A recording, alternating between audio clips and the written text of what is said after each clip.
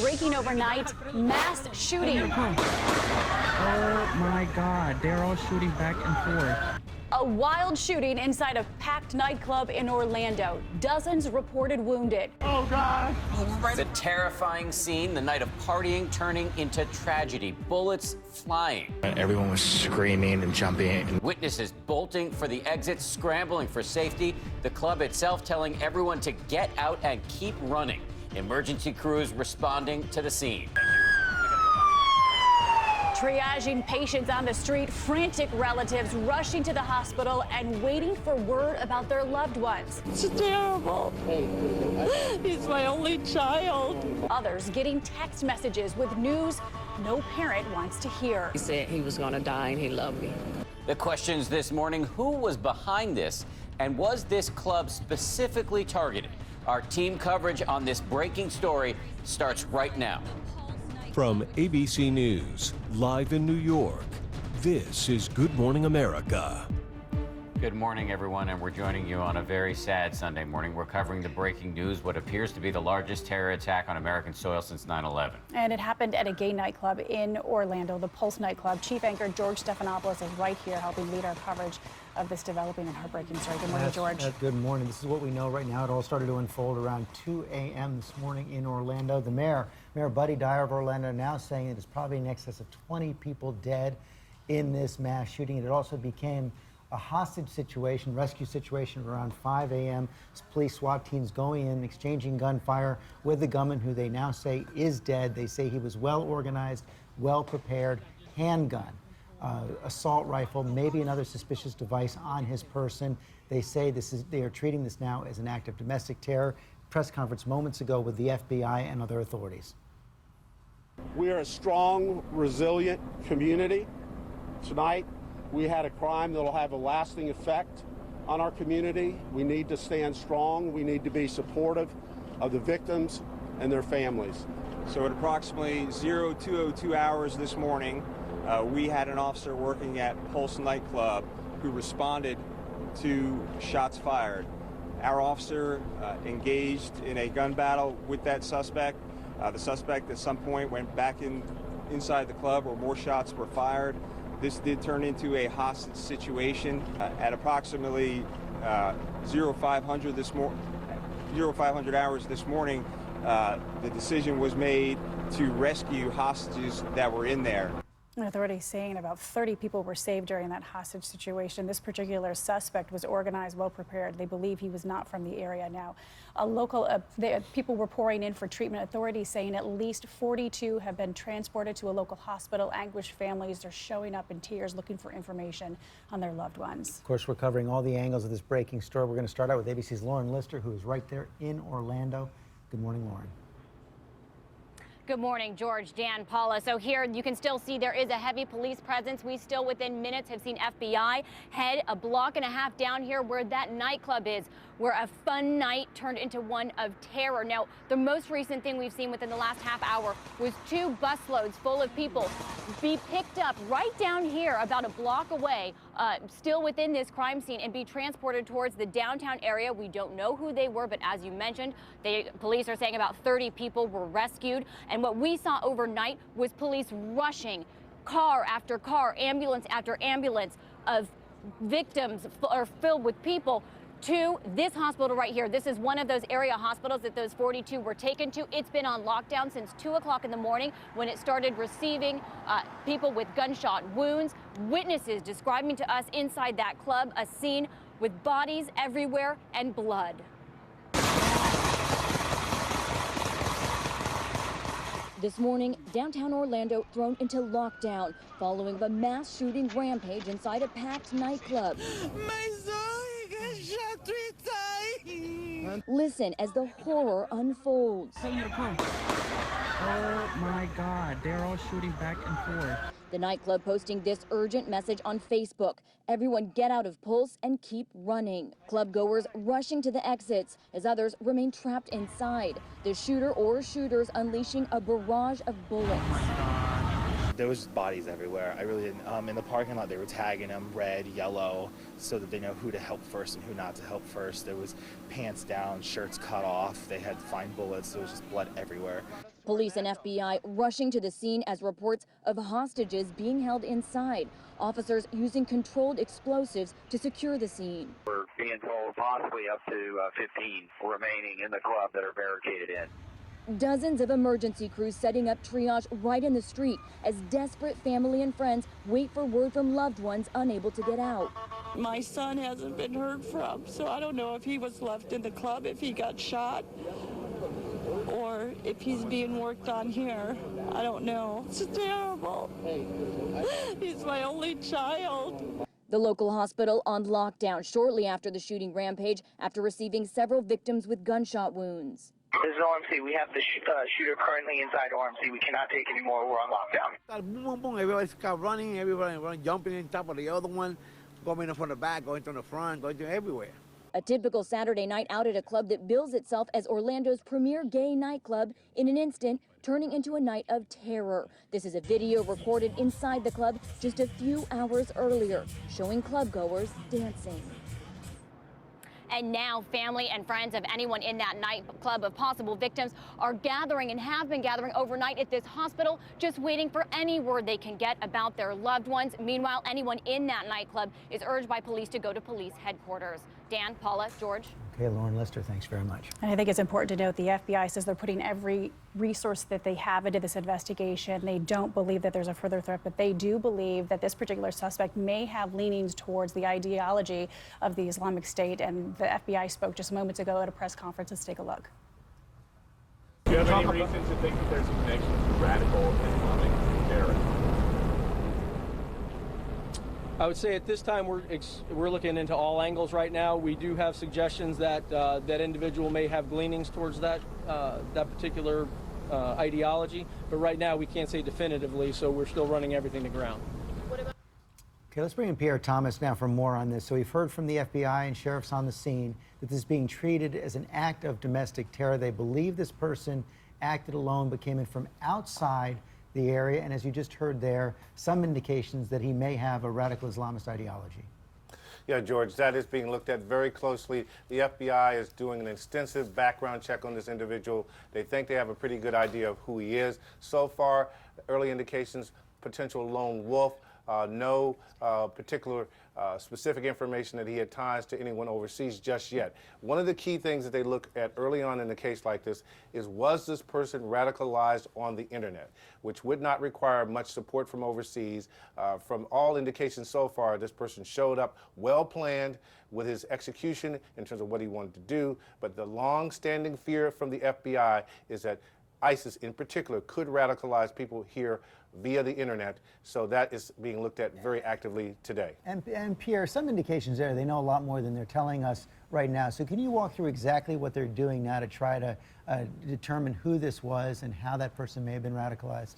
Well, my guidance is that they have a vehicle, and that would potentially give them a name if they did not find ID on the suspect. Again, we don't know if they've done that because there was potential concern or concern about a potential device on his person, so they would have to be very careful about that. So that's why it's taking some time for them to confirm that they know exactly who they're looking for. But once that's done, once they have a name, they run these names through all the databases that the FBI and the intelligence community has to look at ties to Islamic groups. Was he under any kind of investigation? Has his name surfaced before? That type of thing is being done right now. Some other interesting things we learned out of that news conference, Pierre, that they found not only what a suspicious device on the shooter himself, but perhaps something in his car. Also, they say they have no indication at this point that the gunman targeted this location because it's a gay club. Pierre Thomas, we appreciate your reporting this morning. I'm sure we'll be coming back to you. Meanwhile, we do want to bring in a former FBI agent, Brad Garrett, who's an ABC News consultant. Brad, amplify, if you will, a little bit the point that Pierre was making about the phenomenon that keeps up so many of our national security officials and domestic security officials, the lone wolf phenomenon. Well, the problem, obviously, Dan, is that identifying people who are out there with no formal connection to a group. Now, we've been lucky over the years as far as Islamic extremists are concerned, or they've been sloppy and they've said things over through the internet or contacted an informant or etc. To head them off. But when you go to an individual that maybe is keeping their mouth shut, they develop an ideology that it motivates them to go commit this type of mega violence. And, you know, you also could have two things going on here. I mean, could it be driven by an ISIS-inspired thinking? Perhaps. Is there an anti-gay overlay to it? Perhaps. So as the FBI, ASAC, basically in Orlando, said that this could go a number of directions, that it probably is some extremist. But is it an anti-gay organization? Is it driven by ISIS or some affiliated organization? Remains to be seen.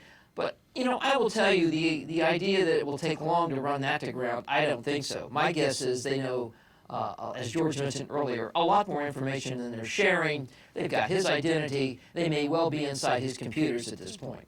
Brad, just a quick question about how law enforcement handled this situation. It dragged on for a long time, many hours. We know that the initial gunfire was at around 2 in the morning, but then it was around 5 in the morning that police used a Bearcat vehicle to break through the wall and end the hostage situation that was going on. Do you have any sense of why it would take that long? Yes, because you don't know, Dan, what you're walking into. For example, there was some indication earlier that he had some sort of explosive device on him. One of the things, Dan, that drives what you do is what the witnesses are telling you. That's why it's so critical, the people who exited the nightclub. What did you see? What did you hear? Describe the shooter. Is there more than one? How many weapons does he have? Did he have explosive devices? Because all of that informs how you go into this club. The last thing you want to do is do an entry. There's explosive devices inside the club that will obviously harm your officers and other victims inside the club. So it's the idea of when do we have enough intelligence to actually enter this scene, and maybe something precipitated it. Maybe they got a tip that he was going to shoot other people or was actively shooting people, so now we're going in, or do we have enough intel and now we're going to make an entry? Right, Brad, and I know that authorities say that they saved 30 people during that hostage situation, but I have a question. The FBI spokesman was very adamant. He said that they're going to bring every resource to bear for this investigation, but he said that he doesn't believe that there's a further threat in Orlando or across the country. How can he be so certain right now? Well, I guess he has a comfort level that this is, as Pierre said, a lone wolf, potentially, and that he acted alone, and maybe they have found it's not uncommon for lone wolves to make statements, either on the internet, they may write a message, etc. That may also be driven by what age we have as a shooter. If he's older, maybe less internet, younger, perhaps more. So they now have enough intel, apparently, to have a comfort level. This is a lone person, I'm going to assume a male. A lone male committed this act, maybe even have an idea why he committed this act, but that he does not have tentacles beyond himself. You know, that was the big concern we all talked about in San Bernardino, where were they connected to anybody else that could potentially do another shooting or violent act? It seems like they've eliminated that at this point. I know you're saying there's a lone wolf. They believe he's a lone wolf, but what about the possibility of copycat? Or copycat attacks? Are those a possibility right now? Paula, always a big concern. Always a big concern because people use shootings to justify their own shooting or potential shooting. So could this trigger another mass shooting? Absolutely. I mean, if you look at the spike of up and down in school mass shootings, there is a tendency of them to come in maybe 3 or 4 at a time, perhaps, over a short period of time. So huge concern for law enforcement. But again, if you don't have the intel, you can't act. Yeah, we always worry about this kind of horrific contagion. Brad Garrett, thank you. And just to point out that 42 people, police are saying, have been transported to local hospitals, and the mayor is telling us that probably upwards, north of 20 people killed in this attack. We had a chance not a long time ago to speak to an individual who was inside of the Pulse nightclub in Orlando when the gunfire started to ring out. His name is Jose Santiago, and here's what he told us. We want to bring in Jose Santiago, who was at the Pulse nightclub when this situation started unfolding. Jose, good morning to you. Thank you for joining us on the phone. Good morning. Okay, can you first and foremost, you were on stage, you decided to go to the restroom with a friend when all of this broke out. Can you tell us what those first few moments were like? We were at the front stage, so we were like dancing and everything. So, and then one of my friends went to the restroom. So my other friend told me, oh, let's move to the other side of the club. So when we move, and I closed the door that I passed through, and they started shooting like more than 10 shots per minute. Like, it was so crazy, and then people were screaming, people started running, people started going to the dressing rooms, people started going to the bathrooms, behind the bars, and everywhere. And then there was the DJ. Beside the DJ, there was a door, and everybody opened that. Everybody was running. Everybody was jumping in front of everybody. People were running on top of ladies, and the ladies were on the floor. They were asking for help, and nobody helped the people that were on the floor.